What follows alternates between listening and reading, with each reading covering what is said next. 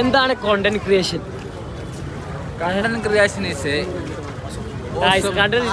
Content creation പറഞ്ഞാൽ ഒന്നുമില്ല. ഇതേമാതിരി ക്യാമറ ആൾക്കാരുടെ ഇറങ്ങാൻ ധൈര്യം ഉണ്ടെങ്കിൽ വീഡിയോ ആക്കാം. അതാണ് നമ്മളെ മെയിൻ കണ്ടന്റ്. അതെ, അതിപ്പോ എന്ത് കിട്ടുന്നോ അതാണ് കണ്ടന്റ്.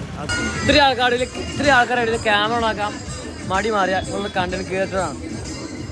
ജീവിതം വിറ്റ് പൈസ ആക്കുക, അതാണ് കണ്ടന്റ് ക്രിയേറ്റർ.